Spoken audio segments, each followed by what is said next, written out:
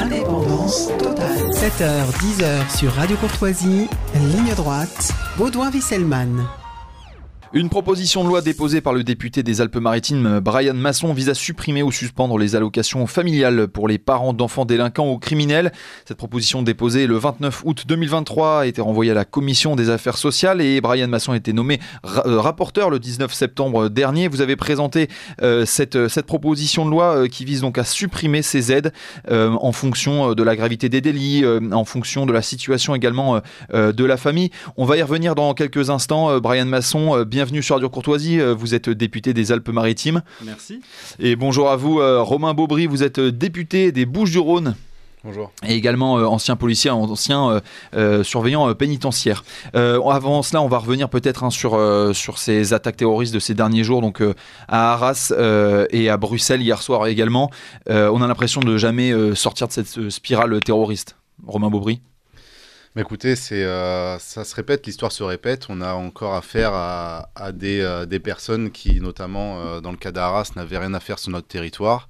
Et par lâcheté, il est resté ici en France alors qu'il aurait dû être expulsé depuis de nombreuses années. Et Brian Masson, justement, on va en parler tout à l'heure, un peu de ces liens des familles avec des délinquants. Justement, la famille du terroriste de Arras devait être expulsée. On a un vrai problème en France avec les fichiers S. Ça, c'est la réalité. On a une lâcheté d'État sur les fichiers S. On s'aperçoit qu'il faut un attentat gravissime, il faut qu'il y ait une pression politique forte pour qu'on réagisse sur les fichiers S, pour qu'on en connaisse le nombre exact et pour qu'on en connaisse aussi les origines. Et moi, ce que je veux dire sur ce qui s'est passé à Arras, puis chez nos amis belges, c'est le fruit d'une immigration qui est totalement incontrôlée, qui a submergé nos territoires, et cette immigration incontrôlée est incontrôlable, et les responsables politiques qui en sont responsables, les responsables politiques qui ont amené chez nous le terrorisme islamiste devront répondre de leurs actes. Et on a l'impression d'assister aux mêmes causes, aux mêmes effets. Immigration incontrôlée, la Belgique est très concernée. Ça débouche sur du terrorisme et l'islamisme est rampant à Bruxelles, notamment dans les quartiers de Molenbeek, Romain Beaubry. C'est pas une surprise, hein. Le quartier de Molenbeek est connu pour être le terreau de l'islamisme en Belgique. Et pour autant, est-ce que des mesures vont être prises, notamment pour stopper cette immigration qui arrive aux frontières de l'Europe ? Je pense que malheureusement, la lâcheté des politiques, de nos gouvernants ne feront que rien ne changera malheureusement. Et quelles leçons tirer 3 ans, hier on commémorait l'anniversaire de la mort de Samuel Paty, aucune leçon n'a été tirée. Est-ce que quand même le renseignement français, la police, les services les forces de l'ordre sont plus mobilisés, plus d'attentats déjoués ? Ça a été quand même démontré que les services de renseignement étaient au rendez-vous. Enfin, ils ont contrôlé l'individu, le terroriste d'Arras, la veille de son passage à l'acte. Donc c'est qu'ils étaient quand même dessus. Malheureusement, la police ne peut pas non plus faire tout le travail. Il y a un problème souvent de justice, mais il y a aussi les responsabilités politiques qui doivent être connues, enfin dans tous les cas être mises en exergue. Et ces derniers jours, il y a eu plus de 40 attentats déjoués. Donc ça veut dire le professionnalisme de nos forces de l'ordre, le professionnalisme des agents de la sûreté intérieure. C'est juste qu'en fait, le problème ne vient pas de la police, ne vient pas des services de renseignement, ne vient pas des services de ces hommes et de ces femmes courageux. Le problème vient du politique. C'est le politique qui est irresponsable, c'est le politique qui ne prend pas la conséquence des actes qu'il devrait faire. Et aujourd'hui, les politiques doivent avoir un autre regard. Enfin, je veux dire, il y a eu en effet les attentats du Bataclan, il y a eu les attentats de Nice. On remonte comme ça jusqu'en 2013. Et que reste-t-il ? Que reste-t-il de notre prise de conscience depuis 2013 ? Quasiment plus rien. Depuis 2013, rien n'a changé, tout a continué. On nous annonce des mesures, on a hâte de les voir de manière concrète, mais c'est que du vent, c'est sûr. Alors restez avec nous, Romain Beaubry et Brian Masson. On va y revenir dans un instant et sur votre proposition de loi visant à suspendre les aides, les allocations familiales aux familles de délinquants et criminels. Mais il est presque 8h et c'est le moment de faire un point sur l'actualité avec Liselotte Dutreuil. Ligne droite. Allez, venez, Milord, vous asseoir à ma table. Ici c'est confortable. La table ronde. Et nous sommes avec Romain Beaubry, député RN des Bouches-du-Rhône et conseiller municipal de Sénat, dans les Bouches-du-Rhône également, et Brian Masson, député RN des Alpes-Maritimes, pour votre proposition de loi déposée à l'Assemblée nationale qui vise à supprimer ou suspendre les allocations familiales pour les parents d'enfants délinquants ou criminels. Et cette proposition donc a été déposée le mois dernier. Et je vous propose qu'on écoute le Brian Masson dans quelques instants. Vous étiez à la tribune de l'Assemblée nationale. Il faudrait qu'à la première infraction, on arrive à sanctionner financièrement et facilement les familles. Ces mots, prononcés au mois de juillet dernier, ne sont pas les miens. Ce sont les mots du président de la République, à l'occasion d'une visite qu'il effectuait auprès des policiers pour les soutenir lors des nuits d'émeutes que notre pays a dû affronter il y a 3 mois. Que s'est-il passé depuis que ces mots ont été prononcés ? Rien. Rien n'a été proposé pour mettre en pratique cette idée. Pourtant, il est clair que l'idée est bonne. Elle est bonne parce que nous ne pouvons rester sans rien faire face au déchaînement de violence de cet été qui ont mis en lumière l'ampleur de la délinquance des mineurs dans notre pays. Elle est bonne parce que derrière chaque enfant violent, il y a des détenteurs de l'autorité parentale qui sont censés veiller sur ces enfants. Nous l'avons constaté sur le terrain, puis les chiffres du gouvernement nous l'ont confirmé, les émeutiers étaient particulièrement jeunes. Leur moyenne d'âge se situait entre 17 et 18 ans. Et souvent, parmi les auteurs d'infractions, se trouvaient des enfants de 11 ou 12 ans à peine. Alors c'était vous, Brian Masson, vous êtes avec nous pour revenir sur cette proposition de loi. Vous partez du constat fait par Emmanuel Macron lui-même au moment des émeutes. Écoutez, oui, je pars du constat d'Emmanuel Macron, du ministre de la Justice et du ministre de l'Intérieur. Tous ont révélé que de plus en plus de jeunes étaient dans la délinquance et prenaient le chemin de la délinquance. Les chiffres du ministère de la Justice et du ministère de l'Intérieur montrent en fait quelque chose de très simple, c'est qu'il y a une déresponsabilisation des parents et qu'il y a aussi une culture de l'excuse qui fait que ces jeunes se croient tout permis et hors la loi. Et souvent, leurs parents ne les incitent pas à reprendre le droit chemin. Donc en fait, il faut la sanction, le retour de la sanction. Alors ça, j'ai vite remarqué, pour l'extrême gauche et même pour le centre, que c'était un gros mot. Il ne faut pas sanctionner, c'est ce que m'ont dit les macronistes, il ne faut pas sanctionner, il faut accompagner. Mais ça fait 40 ans qu'on accompagne. Ça fait 40 ans qu'on déploie des milliards et des milliards d'euros dans certains quartiers de France et rien ne change. Alors, il faut sanctionner et c'est pour cela que je me suis attaqué au totem des prestations familiales et des allocations familiales et j'ai voulu à un moment donné remettre un peu de devoir dans tout ça. On ne peut pas avoir des aides de l'État, on ne peut pas obtenir de l'argent de l'État sans devoir et sans responsabilité. Alors on imagine que quand c'est un enfant, un mineur assez jeune, un mineur de moins de 15 ans ou même de moins de 13 ans qui commet des délits, pire des crimes, on imagine que c'est rattrapable entre guillemets par des parents, mais au-delà de cet âge-là, est-ce que les parents vont pas forcément être pénalisés dans le sens où, quand un enfant est parfois récidiviste déjà à 15 ans, ils peuvent plus rien faire, ils vont être doublement pénalisés en voyant leur enfant partir dans la délinquance, mais en plus être sanctionné au niveau des allocations. Ben écoutez, moi, alors déjà pour les plus jeunes, pour les 12 ou 13 ans, ça peut, excusez-moi, mais ça peut être dissuasif d'être convoqué par le préfet dans son bureau pour évoquer ces sujets-là. Quand les parents sont convoqués par une haute autorité comme le préfet, ça peut déjà calmer. Et deuxièmement, pour les parents, les enfants qui seraient les plus coriaces, si je puis dire, à 16 ou 17 ans, mais ça servira aussi de leçon parce que à un moment donné, il faut que les enfants comprennent que ces prestations sociales aident leurs parents à assumer la charge qu'ils représentent et qu'ils coûtent. Mais encore une fois, dans ce cas-là, si on suit ce raisonnement un peu social, que je peux comprendre, mais si on suit ce raisonnement, on ne met plus d'amende. On ne met plus de PV et on ne condamne plus. Alors d'ailleurs, c'est un peu le chemin qu'on est en train de prendre. Mais à un moment donné, il faut aussi se poser la question de la véritable sanction qui existe dans notre pays. Et en l'occurrence, pour les jeunes, il n'y a pas de sanction. Et dernier chiffre très important que j'ai pu constater avec le ministère de la Justice lui-même, c'est que la majorité des peines infligées aux mineurs ne sont pas des condamnations pénales, ce sont des rappels à la loi. Des rappels à la loi. Donc ce n'est rien, c'est du flan. Qui expire au bout d'un an, il me semble, un rappel à la loi. Romain Beaubry, vous êtes donc député des Bouches-du-Rhône, mais aussi ancien policier.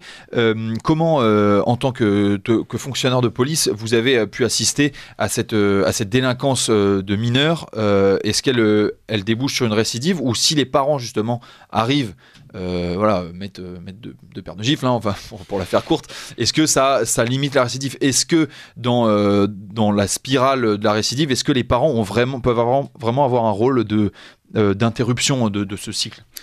La délinquance des mineurs représente quand même un travail énorme pour les forces de l'ordre. C'est une majorité, une grosse partie de leur travail au quotidien. Effectivement, on a affaire à de plus en plus de mineurs récidivistes parce que les parents, certains parents sont démissionnaires, mais certains parents ferment sciemment les yeux. Enfin, quand on a des mineurs de 12-14 ans qui se retrouvent en pleine nuit durant les émeutes sur la voie publique à commettre des crimes et délits, enfin, les parents ont une part de responsabilité dans les actes de leurs enfants. Donc c'est à eux de prendre, de faire le nécessaire pour recadrer leurs enfants. Et puis est-ce qu'on peut quand même continuer d'accepter que la société française paye des prestations sociales pour des familles dont les enfants ont brûlé des écoles, ont agressé les forces de l'ordre, ont des fois violé leurs camarades de classe. Enfin, j'imagine que on ne peut pas accepter encore de payer pour ce genre de choses. Ce que vous vouliez dire aussi, c'est que justement, quand un jeune est mineur, c'est pas à la police normalement de prendre en main, de lui donner une sanction. C'est les parents qui devraient être là. L'éducation se fait par les parents. Et on se rend bien compte aussi d'une chose. Enfin, faut quand même se dire que la réparation du préjudice n'est jamais à la hauteur du préjudice qui a été causé initialement. Donc, en fait, de récupérer une part des prestations sociales, je pense que c'est quand même le minimum qu'on puisse attendre de notre société. Vous disiez, c'est une grande partie du travail de la police. Ça représente combien d'heures par jour, combien de temps par semaine? Est-ce qu'on a des chiffres à propos de ça? Oui, c'est à peu près presque 50% des affaires sont le fait de mineurs. Parce qu'ils savent qu'il derrière il y a une impunité, notamment pénale. Et puis, avant d'envoyer un mineur en prison, déjà, il faut en commettre des infractions. Mais surtout, on ne rentre pas pour une multitude de délits. C'est vraiment pour des faits graves. Donc, en attendant, le mineur est toujours dehors à récidiver pour les mêmes faits. Et on parle souvent aussi des mineurs étrangers. Est-ce que les mineurs étrangers, eux, bénéficient d'allocations ou de leur famille, y compris malgré des crimes et délits? Écoutez, les mineurs étrangers bénéficient aussi de prestations sociales. Les mineurs étrangers coûtent énormément d'argent, notamment pour les départements, puisque c'est les départements qui en ont la charge. Mineurs isolés, oui, mineurs isolés. Mineurs isolés. Et ce sont les départements qui en ont la charge. Et aujourd'hui, on voit bien que cette charge, notamment moi je le vois dans mon département des Alpes-Maritimes, était à une époque à 8 millions d'euros par an et a dépassé les 20 millions d'euros cette année. Les 20 millions d'euros. Ça veut dire que c'est colossal, le poids économique des mineurs isolés. Et c'est colossal. Et puis pour revenir sur les prestations sociales, il faut bien comprendre une chose, c'est que les prestations sociales, ça représente à peu près 13 milliards d'euros par an. C'est pas négligeable. Il me semble que pour moins que ça, on a fait une réforme des retraites récemment. Pour moins que ça, on nous a dit à l'Assemblée nationale qu'on n'arrivait pas à trouver 1 milliard. Nous, si vous voulez, avec le Rassemblement national, on les trouve, les milliards. On les trouve pour faire des économies et pour investir ailleurs. Et pour revenir encore une fois sur les manquements de l'État, je rappelle qu'il y a en effet un manquement, et Romain l'a rappelé, un manquement des parents, de l'éducation des parents, mais il y a aussi une chute vertigineuse de l'éducation nationale. Aujourd'hui, l'éducation nationale est submergée aussi par des cas de plus en plus compliqués, de plus en plus complexes. Le harcèlement scolaire notamment est une réalité dingue. En fait, on est en train, malheureusement, de perdre une génération dans la criminalité, dans les délits et dans des faits de plus en plus graves. Alors, et votre projet de loi de suspension, elle est temporaire tout de même, c'est-à-dire elle est définitive? Alors, pour les crimes, elle est définitive. C'est-à-dire un crime, c'est condamné à plus de 10 ans d'emprisonnement. Là, c'est définitif, on rigole pas. Par contre, voilà, on va pas se mentir, pour des délits de 2 ans, 3 ans, 4 ans, ça va prendre le temps de la peine. Voilà, c'est-à-dire que si dans le code pénal, il est indiqué que le délit que l'on a commis est passible de 3 ans d'emprisonnement, pendant ces 3 ans, il n'y aura plus de prestations sociales et notamment d'allocations familiales. Et puis il y a aussi un truc dont je veux parler, parce qu'il y a quand même un peu de social dans notre proposition de loi quand même, c'est-à-dire qu'il y a une phase contradictoire, c'est-à-dire que la famille doit se rendre au préfet, devant le préfet, et le préfet décide si en effet il a face à lui des parents démissionnaires ou des parents responsables. Et après, il fait en fonction. Donc le couperet ne tombe pas tout le temps. Moi, ce que je voulais insister sur l'effet dissuasif. Mais pour qu'il y ait un effet dissuasif, il faut qu'il y ait le minimum de sanctions présentées. Et comment le préfet, comment les services préfectoraux vont assumer de rencontrer les parents des délinquants ou criminels mineurs, vu la quantité de ces délits et crimes commis par des mineurs? Pour être vraiment tout à fait honnête avec vous, moi j'ai auditionné avant de présenter ma proposition de loi à l'Assemblée nationale un préfet, le préfet Hugues Moutou, qui est maintenant préfet des Alpes-Maritimes, et qui m'a dit qu'il était largement en mesure de faire tout cela. C'est-à-dire que les préfets sont prêts à agir, à avoir davantage de pouvoir administratif et de prendre à bras-le-corps ce problème. Je veux dire, à un moment donné, oui, il y a une charge de travail, mais les policiers le font. Les policiers consacrent 50% de leur heure pour les mineurs. Donc les services de l'État peuvent aussi le faire. Si à un moment donné, on ne met pas un effort collectif pour régler le problème, eh bien on n'y arrivera jamais. Et oui, il va falloir travailler. Oui, il faut prendre le problème à bras-le-corps parce qu'il faut agir et la situation devient grave. Et alors, vous avez également... si les parents peuvent prouver qu'ils ont tenté d'empêcher la commission de l'infraction, pareil, ils peuvent être exonérés. C'est-à-dire que c'est pas automatique, aveugle, etc. Exactement. Pourquoi vous n'avez pas plus de soutien auprès de l'Assemblée ? Parce que l'Assemblée est devenue un jeu de posture politique. Les macronistes se comportent comme des sectaires. Ils ont un vrai problème à la fois à voter les propositions de loi du Rassemblement national, mais au-delà de ça, ils ne veulent pas... Et les LR, mais les LR n'étaient même pas là. Les LR, que les choses soient claires, ont annoncé qu'ils allaient voter la PPL, ils n'étaient pas là. Enfin, il y en avait un. Rendons-lui grâce, il y en avait un sur 60 qui était là pour voter. Et les macronistes ne veulent... Mais ils ont voté en faveur ? Les Républicains ont voté en faveur le seul LR qui était là... Il. D'accord. Mais les autres n'ont pas délégué le vote ? Ah, pas du tout, on ne peut pas déléguer, il faut être d'accord, il n'y a pas de... D'accord, très bien. Donc ils étaient sciemment absents de l'Assemblée nationale pour ne pas être en mesure de voter nos propositions de loi. Pourtant, Éric Ciotti, que vous devez bien connaître, puisque c'est un Niçois également, Brian Masson, c'est le genre de proposition qu'Éric Ciotti soutient, non ? Et complètement. Il en a même d'ailleurs fait une quasiment similaire, puisque lui s'attaquait à l'époque, en 2010, à l'absentéisme scolaire. Donc il l'avait présenté à l'Assemblée, elle était passée, elle a duré 2-3 ans. Mais si vous voulez, moi je le dis clairement, Éric Ciotti ne tient pas son parti. Les députés LR représentent une multitude de chapelles politiques, chacun voit midi à sa porte, et donc et une chose est sûre, c'est qu'ils ne sont plus à l'Assemblée nationale. Quand vous regardez le taux de présence des parlementaires LR à l'Assemblée nationale, on est en dessous de 5%. Je veux dire, aujourd'hui, voter LR, vaut mieux faire aquaponer ou aller ailleurs, hein. Ou un ping-pong. C'est ce qu'ils font, en tout cas. En tout cas, peut-être qu'ils font des ping-pong. Quel est l'avis des associations et des professionnels qui travaillent auprès des familles et des mineurs par rapport à votre proposition de loi ? Alors, dans une large majorité de situations, et pour ceux qui sont en contact avec ces mineurs, oui, il faut des sanctions. Oui, il faut des sanctions. Alors évidemment, ce n'est pas le cas des associations gauchistes qui trouvent toutes les bonnes excuses et les bons arguments pour ne pas sanctionner, pour continuer d'accompagner. Mais à un moment donné, l'accompagnement a ses limites, et une chose est sûre, hein, c'est 70% des Français veulent des sanctions aux allocations familiales pour les parents d'enfants délinquants. Voilà, ça c'est les chiffres, hein. 70% des Français. Donc ça montre qu'il y a quand même un plébiscite populaire pour des mesures de bon sens. Et encore une fois, pour rebondir à ce que vous m'avez dit sur les macronistes sont piégés à l'Assemblée nationale. Parce que s'ils votent pour nous, ils nous donnent raison. S'ils ne votent pas pour nous, ils nous donnent raison. Donc en réalité, ils ne savent plus quoi faire et ils démissionnent eux-mêmes de leurs responsabilités. Ils trouvent de faux arguments. D'ailleurs, le débat est hyper intéressant à l'Assemblée parce qu'en fait, les arguments sont nuls, mais ils sont bidons. Et ça veut dire qu'en fait, ils savent pas quoi faire. Ouais. Alors comment cette proposition de loi peut-elle faire face au principe d'individualité de la peine, sachant que il y a un mineur qui, quand il est condamné, cette peine, entre guillemets, indirectement, est aussi une peine contre sa famille, contre même ses frères et sœurs. C'est la part c'est la part qui correspond à cet enfant délinquant qui est sanctionné, pas les parts des autres enfants de la famille à partir du moment où ils ne sont pas ni délinquants ni criminels. D'accord, donc c'est une part de l'allocation, mais finalement c'est assez faible comme sanction, non? Enfin, il y a moins le côté dissuasif, parce que si en plus alors j'allais dire si le mineur est en prison, mais c'est rare.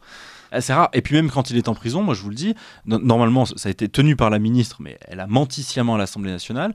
Quand l'enfant est incarcéré, normalement il y a suspension des prestations sociales, mais en fait les juges ne la retirent jamais. C'est aux parents de le déclarer. Et c'est aux parents de déclarer sur le site de la CAF, aussi sur le site internet, de dire que son enfant est incarcéré. Donc je ne crois pas qu'il y ait une majorité de parents qui actualisent véritablement les chiffres. On n'a trouvé personne pour nous dire qu'il y avait effectivement eu des familles qui avaient fait cette déclaration auprès de la CAF. C'est hallucinant, il n'y a aucune communication entre les administrations de ce pays.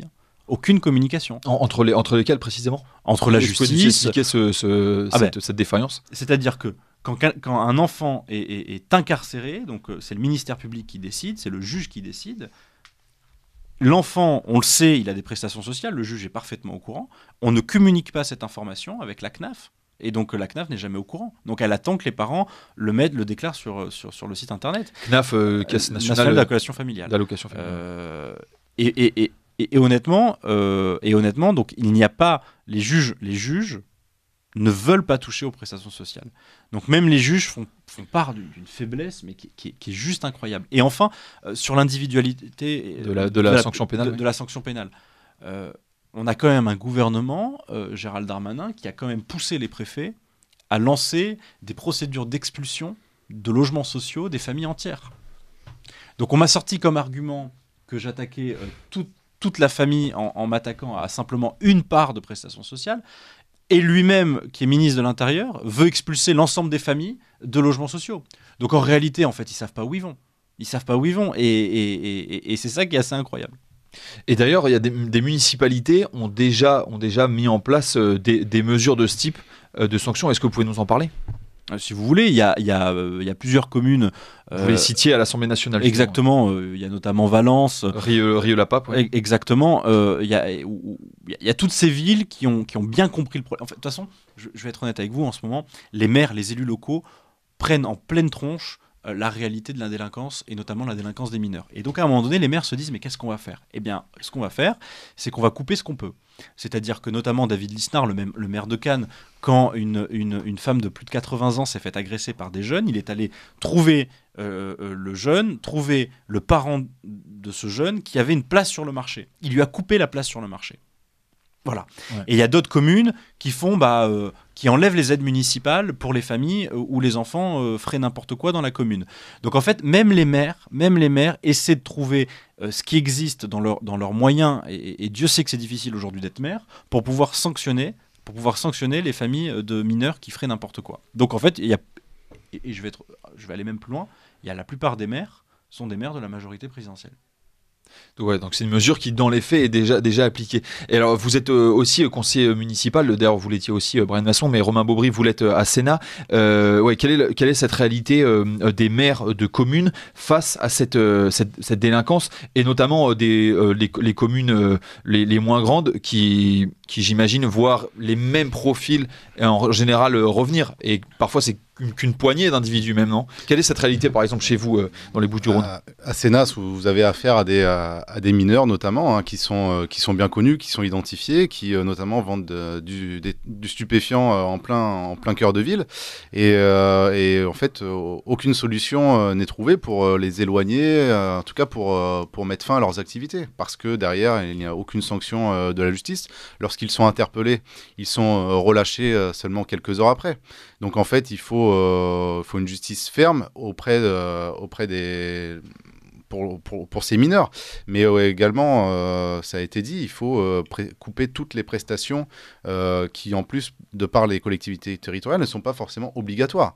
Lorsqu'il y a des aides au séjour pour les enfants, des aides pour le périscolaire, en fait, il faut couper... vacances, garderies... Voilà, tout ça. En fait, c'est des prestations que les communes allouent, mais qu'elles peuvent très bien couper. Alors après, effectivement, c'est une décision politique. Il faut avoir le courage aussi de la prendre.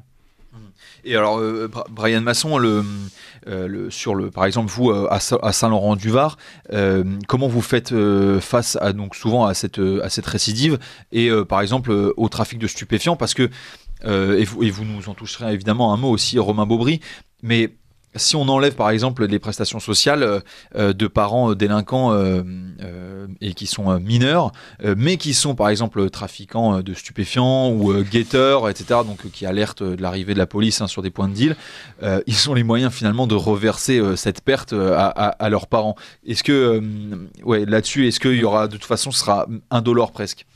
Écoutez, ça fait partie... Notre proposition de loi n'est pas l'alpha et l'oméga pour régler tous les problèmes. Elle fait partie d'une proposition de bon sens pour régler un problème et pour remettre juste un effet dissuasif et un effet de sanction possible pour ces mineurs qui feraient n'importe quoi et pour responsabiliser enfin les parents qui sont totalement démissionnaires. Mais à côté de ça, évidemment, il va falloir d'autres mesures. Il va falloir véritablement lutter contre le trafic de drogue. Il va falloir, et surtout, renverser la table en matière de justice. Nos policiers font un travail mais qui est plus que formidable, qui est remarquable. Ils interpellent, ils font des enquêtes poussées, ils trouvent les responsables. Mais ils en ont ras-le-bol de voir après le mec qu'ils ont attrapé, ou la fille qu'ils ont attrapé, 48 heures après ou 24 heures après, relâché par le juge des libertés. Franchement, il y a un ras-le-bol en matière de justice dans ce pays. Il y a un ras-le-bol en matière de justice parce que la justice ne fait plus son travail. La justice est totalement démissionnaire. Quand on voit encore, pour la dernière fête de l'UMA, le stand du syndicat de la magistrature, c'est dire dans quoi on est tombé. Donc, en effet, il va falloir renverser la table en matière de justice. Il va falloir resserrer les boulons, mais pour ça ça demande un vrai travail et surtout ça demande une équipe gouvernementale à la hauteur, ce qui est malheureusement pas le cas aujourd'hui. Ouais, et comment empêcher des mineurs forcément d'aller participer à des trafics de stupéfiants quand on connaît la rémunération que ça peut être, Romain Beaubry? Écoutez, dès la première infraction, il faut sanctionner. Voilà, on retrouve ces mineurs sur des points de deal. Écoutez, s'il faut incarcérer, incarcérons. Et est-ce qu'il existe d'ailleurs quelle est la sanction pénale? Qu'est-ce que reproche un policier concrètement légalement face à un guetteur parce qu'en fait il fait que crier, lancer un signal. Comment il peut être reconnu complice du trafic de stupéfiants? En fait, ça fait partie du système. Oui, ça fait partie quand même du système du trafic de stupéfiants, du point de deal, avec son guetteur, son vendeur, les petites mains qui viennent ravitailler. Donc en fait, c'est de la complicité dans le trafic de stupéfiants. C'est extrêmement simple quand même à démontrer à partir du moment où vous rentrez avec le véhicule de police et que vous avez celui qui est assis sur une chaise à l'entrée du quartier qui siffle. Il fait partie intégrante du trafic de stupéfiants. Là, il est complice forcément. Il est complice, sauf que effectivement la sanction pénale derrière ne suit pas. Et également, les complices sont visés par cette proposition de la Brian Masson. Mais complètement. Nous, on a pris toute la chaîne. On a pris toute la chaîne, des parents aux enfants, et évidemment, quand on inclut cette peine minimale de 2 ans d'emprisonnement, c'est parce qu'on sait tout ce que ça empêche. Enfin, notamment 2 ans d'emprisonnement, c'est un refus d'obtempérer. Et quand j'ai réagi avec cette PPL après les émeutes, suite à un énième refus d'obtempérer, et c'est parce qu'à un moment donné, je me suis dit, il va falloir sanctionner sévèrement ces refus d'obtempérer, les inclure dans ce dispositif pour couper les prestations sociales et pour commencer à remettre de la sanction. Il faudrait interdire du territoire de la commune ou du département ces mineurs, ou même pas forcément mineurs, mais toutes les personnes qui participent à ces trafics de stupéfiants. En fait, les remettre dans leur environnement où ils ont commis ces délits. Voilà, c'est participer à la récidive. Complètement. Très bien, merci à tous les deux. Merci à vous, Romain Beaubry, vous êtes député RN des Bouches-du-Rhône et conseiller municipal de Sénas. Et merci à vous, Brian Masson, député RN des Alpes-Maritimes.